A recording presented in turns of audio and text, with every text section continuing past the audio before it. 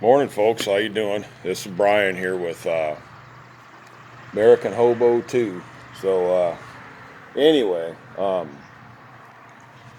at this campground here. Changed a little bit different. So yesterday I was eating. I told you I'm at this campground here. I'm gonna probably do this other campground 7 miles up the road. This is okay here. It's just too teeny of a town. There's only one gas station. They have a 24-hour one there. So they got a laundromat too at this other place. So I definitely need that. And I'm gonna help this brother out today, man. Just get this roof done for him. We need to get that roof done. That's kind of the main thing. The other stuff can be done, whatever. But I wanted to come back up here. He came down and got me. I was 3 hours away, almost 4 hours away. I was all the way down to South Dakota. I should have kept going, but I said, I'm going to help this guy out, man. He's been good to me, so I'm going to put a good day's work in today, even tomorrow, and I'm just going to chill, man. That's what my plan is. Campground's $5 a day, and that's what I'm going to be doing. And I'm just going to help him out. We get this roof done, man. I'm going to head out next week, man. I'm going to do that. But I want to help him, and I think that's a good thing. So that's what my plan is, and it's a nice little campground here. It's not bad at all. It's actually pretty darn decent. I mean, it's not bad. It's not bad at all. I've seen a lot worse. It's $8 a night. You can't beat it, but not this weekend, but the next weekend, man, it's gonna start packing in. This 4th of July, it's gonna be on oh God, I think 4th of July is on a Sunday or a Monday, and it's gonna pack in these campgrounds. I guarantee you that Independence Day, it's gonna pack in, man. Things are gonna be booked. So I've got to find some off the grid stealth places to camp. Bureau of Land Reclamation where I can just go out and I ain't got to pay for no campground. And I'm going to have to utilize a water source somewhere. I'm going to be using a bunch of wet wipes. That's kind of what I'm going to be doing for a while until after this holiday. After that holiday season's done, I should be good. And that's kind of what my plan is. I'm going to head down, like I said, into Iowa. I'm just trying to kill this last part of this week here. For July, and then July, man, it's going to be all about making several $100s a day, a week. So I've got enough to live off of. So I've actually got enough to live off of when this winter rolls around. So it's going to get tough. And like I said, for right now, it's just kind of comfort stuff for me. I've got a decent little tent. I don't mind that for this summer. I'm just going to utilize this Ozark Trail tent, man. I didn't get any bugs in there. When it rained, it didn't soak through. It's a decent little tent. I've seen a lot worse. And, man, it could be a lot worse, And that's kind of my goal, man, to, kick back, do the best I can, take one day at a time, and see if I can get ahead by this winter time. These cards I got one good card that's active that I can use. But the thing about it is when I try to use it for stuff, it was declined. So I don't know. I'm probably going to end up doing another card of some sort. This card's an old card I got. It's several years old. I'm not doing that green dot card anymore. I'm probably going to utilize some of these gift cards. Just buy them. And you can buy them like in $100 denominations just to have them because they can be used. But the problem is you can pay for most stuff, but a lot of times you get some of these merchants, man, even though you buy them and they're a Visa card, when you buy the cards, man, when you try to run them through some of these vendors, depending on where you're at, you're almost better just doing cash. You really are, and just stashing your cash on you somewhere where it can't be messed with, like in your boot, slit in your boot, sole of your feet, whatever. Just keep it where you know it's there. That's where your cash is at, and you're good to go. I did exceptionally well hitchhiking. I've had some really good luck. Been able to eat and sleep good every day, whatever. But I'm going to go help this guy today. We're going to get up on this damn roof and set it up and we're going to get up there, man, and go to town, man. We're going to go to town. We're going to get this roof. The main thing he's going to have me doing is getting these nails out. And I don't mind doing it. I'm just going to get up there, let him do the rest, and I'm going to get these frickin' nails out. And that's the whole key right there. Then we can get these bundles of shingles up and start frickin' doing that, man. You know, it's going to be a hard job, but you know something, it's not really going to be that hard of a job. It can be done.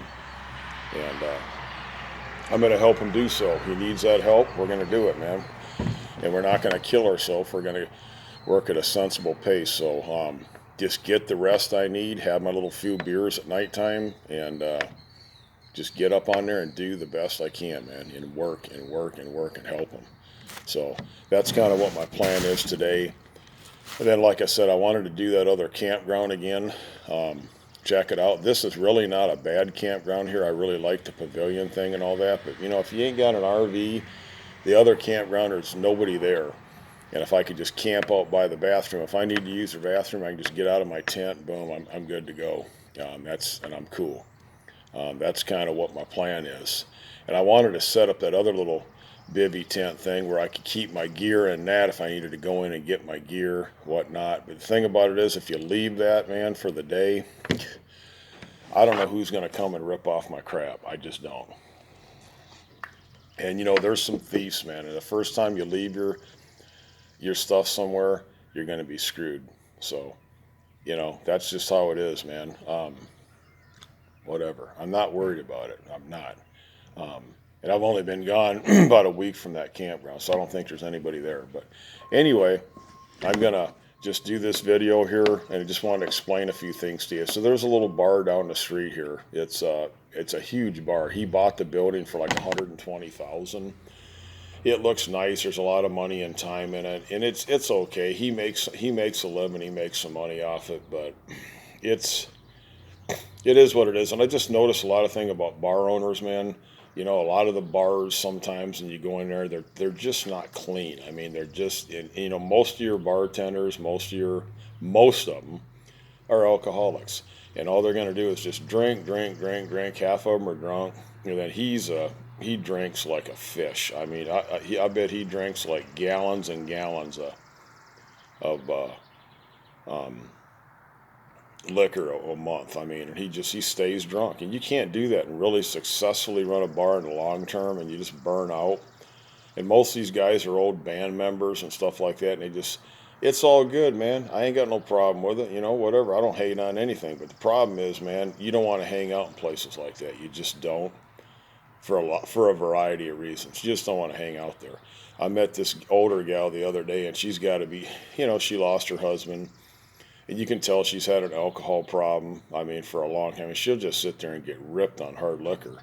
And she smoked like cigarette after cigarette after cigarette after cigarette after cigarette. She probably smoked a pack of cigarettes in the 2-3 hours we sat and visited.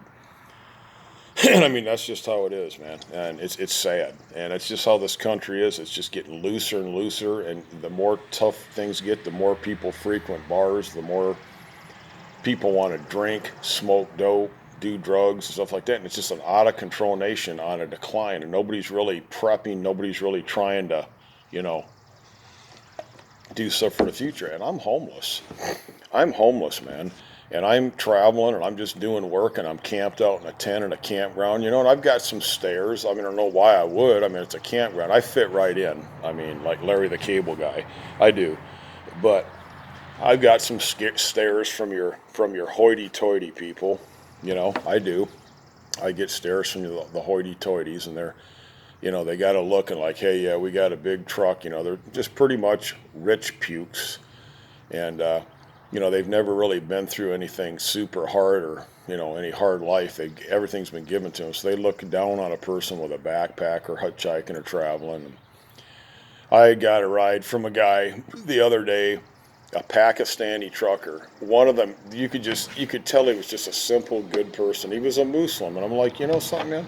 You hear all this stuff. Okay, there's bad Muslims. Okay, I get it, man. And I don't think that, you know, that these Muslims that have been terrorists, I don't think they're Muslims, man, because I've met some Muslim people from other countries. They're just over here and they live here legally and they're Muslims and they're good people, man. They're actually people that, they'll help somebody. This trucker picked me up, man. Super nice dude. He's from Canada, right? Just simple guy, little skinny guy, really nice, man, like beyond nice. I'm like, wow, hey brother, how you doing? I don't care if you're Muslim or not. I could care less, man. You're good people, man. I've seen my own kind and different other people that are just pieces of crap. I've met beautiful black people. I've met beautiful Indians, Mexicans, Native Americans, you name it, dude. I mean, it doesn't matter to me. I've just met some of the nicest people that you could ever meet on this planet. And it amazes me how cool they are. I don't care. It doesn't matter. There's no racial bounds with me. I love people and that's it, man. And I found that the Native Americans I've met, they're awesome. I've met some nice ones. They got some rough edges, and they live on reses, but they're good, open-hearted people, man. They'll help you. They'll give you a ride. They're good people. So I'm in this truck, man, and he says, hey, you want something to eat? And he spoke pretty good English. He says, but you could tell he was Pakistani, Middle Eastern. And he says, hey, man, go get you this. And there's a microwave. So I had this, it's like a pita flat tortilla bread that's fried in oil. And he had this really spicy egg hookup with peppers and everything and beans. And it was just, it was awesome, man. It was like a huge breakfast burrito, two of them.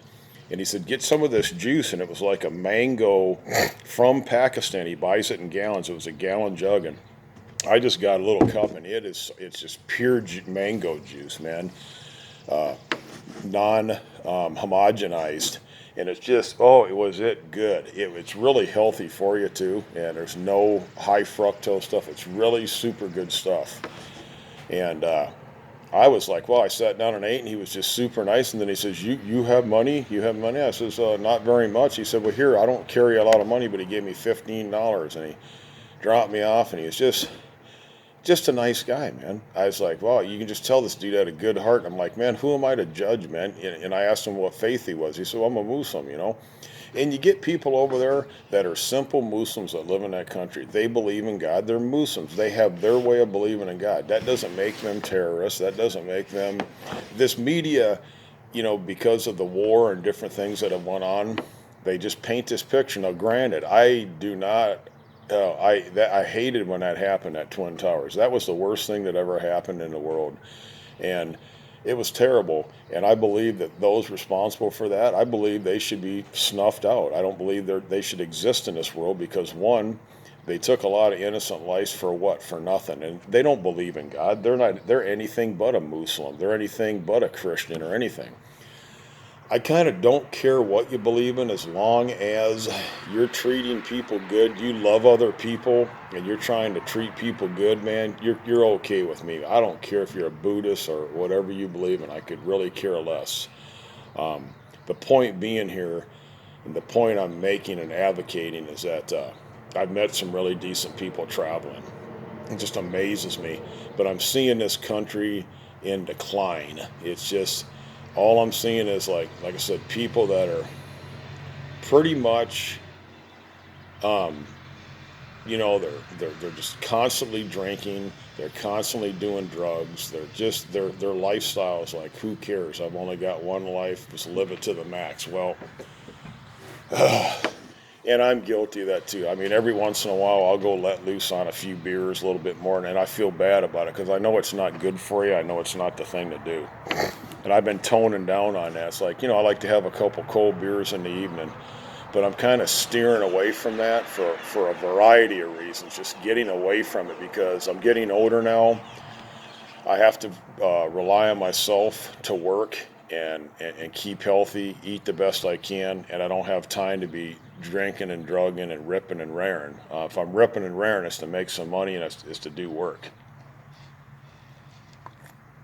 So that's kind of where I'm at right now, and that's how I'm going to do it.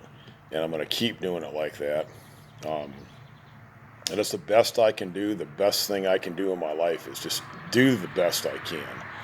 And things will work out, man. I know they will. Things will work out for me. I'm not going to worry in the least. I'm just going to help this brother out. We'll get some stuff done. I'm going to go to this other campground because on the weekends here, this town kind of packs in. That bar is like maybe 300 yards up. It's just a couple blocks up the street, and it's a big bar, and there's an outside pavilion. People sit out there, and it's right by the campground. And I kind of want to stay clear from them places. I went in just to check it out to see, because I used to do windows and do little, maybe pick up on a bartending job, helping out, different stuff like that. I try to do stuff like that. And I've gotten a lot of work out of bars, and I've talked to bartenders, and they've told me, they said, we've gotten a lot of gigs through this and that, and I've talked to people, and they says, yeah, most of my business came out of bars, man. Yeah, you do. And but there's a lot of drawbacks to that. Yeah, I used to detail cars. I got a lot of my business out of bars, but I got a lot of never repeat business, and then I got a lot of business that spurred a moment, and then they never showed up, or they forgot about me the next day. They were all, yeah, we'll have you detail this, and they were so drunk they'd lost my card and they don't even remember anything, so it was a waste of time. But I've gotten a lot of business, though.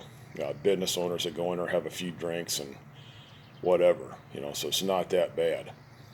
But this little Senex station here off the road, it packs in the morning. Pretty much everybody stops here for coffee, something, smokes, whatever they need. But man, it is so expensive for tobacco.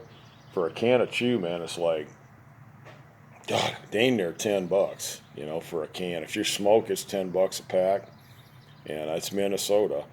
And you just go right across the border. Well, it's not right across. It's quite a ways. It's 50 miles to North Dakota, and even farther to South Dakota. You can go over there and get smokes for $4 or $5 a pack. Can of chew, $3-4 a can. Still, everything's expensive here, man. This is a very expensive state to live in, and I would not consider living here long term. I don't see how you can make it. They just tax you to death here. I mean, just literally tax your ass to death here. It's crazy. So, like I said, man, I'd rather go up to this town later on today and just pay the fee for the campground there. So it's Friday night, do the weekend again, Friday, Saturday, and Sunday. And this weather's supposed to be possibly scattered thunderstorms, and maybe some scattered showers. We're not looking at any really real rain at all, so that's cool. And it's nothing like in-depth stuff, so it looks like it might work out pretty good. And get this roof done, get it roofed out, get things done, man. That's kind of the key right there. So that's what we need to do, and help this guy out, get everything done so he can move into the damn place. If I got to stay a week or whatever it takes, fine. And is what it is. So tonight, tomorrow, whatever, it's my time here. I gave him a good deal, man. He'll look out. He's cool, man. It ain't costing him nothing. So, but I wanted to do this video, man. Just tell you guys what's going on. I'm going to be traveling again, but yeah, I've got to hit the right places, man. I've got to be able to hit these right places, and I've got to stay focused where I can make several hundred right away. I'm sure he'll look out for me when I leave with a few hundred. I know he will. And it ain't no thing, man. I can just hit the road again, get where I need to go, and I'm going to do a different route this time. I'm not going to go down. I did that 59. I'm tired of it. I can always go down to I-90, get on I-90 and go several different places, and then cut down again on 29. Whatever I elect to do, I'll do it. It's just basically getting in the right little area there, map out an area where I'm going to go town to town, and just do that for the next 2 months, man. And just really try to, I've not been able to do that so far. It's just been, it's hard. And what you're going to have to do, you're going to have to find a place like this, but more low key. These campgrounds are cool, man, but they're usually right off the highway. And I don't like going for the day and leaving my stuff out in a tent. I just don't. I've been very lucky because these are little small towns, and the chances of getting your stuff ripped off are really slim to none, but it could still happen. But in bigger towns and where there's a lot of homeless people, you almost have to go off the grid from the campground. And of course, you want to be somewhere away from where there's a lot of bear concentrations, cougar, and critters. You gotta watch wild animals. You gotta watch, because you don't know what's going to happen. You don't know if a cougar's going to come up on you, a bear, and how it's going to transpire, how it's going to turn out. The bear might just be belligerent. It might not have any cubs. It's just hungry. They're coming down now. Like where this campground is here, you got frickin' a garbage can there. Well, people put garbage in it, residual stuff, half-eaten food, like I did the other day, canned stuff. The can's got residual chili in it. These bears will come down if they can at night, and they're opportunists. They'll look in the garbage can. And if they can't get anything, they're going to nose around. And if you got anything, food like chips or something, or anything in your tent, you might come back. If you're gone or whatever, they might rip your damn tent up. So just one of them deals where you got to be extra careful about stuff. And that's just how that goes. You really got to be careful. So this place over here has got Wi-Fi. And I was thinking about going over there in a few minutes and downloading this video, but I think I'm going to wait till later when I get back. We'll just see how it goes today. But like, I'm going to have them take me to another campground. This is okay if you're homeless and you just want to flop for a day. This is the place to go, and you just keep moving, and just hit these little places. But a lot of these places, they're charging like $20 a night for a frickin' campsite, just for a tent site, man. And a lot of times it doesn't even have electric. I was at one campsite, and man, it was like, what was it? $15 a day for a campsite with non-electric, and then $20 a day for a campsite that had electric in it. So I'm like, God dang, man, that's that's a lot for a campsite that's got electric, and and you gotta camp by people that are RVers. So I don't like doing that at all either. So that really kind of was a hindrance. So you're talking $20 a night, $100 for a week. That's $400 a month. This here is what is it? $240 a month for your electric hookup, and that's with an RV. So that's dirt cheap. I mean, where are you going to find that? You're not going to find that anywhere, as opposed to an apartment. So not a bad gig, but it's small, and that's the kind of deal there. So anyway, I'm gonna get ready here, waiting for my friend to pick me up. He should be here any time now. Set around 8 o'clock, and we're gonna go get this roof tore off. Pull these nails out today before it gets too hot. I don't think it's gonna get that hot, but we'll just have to see. Anyway, this is Brian here with American Hobo 2. I'm gonna let you go. Over and out.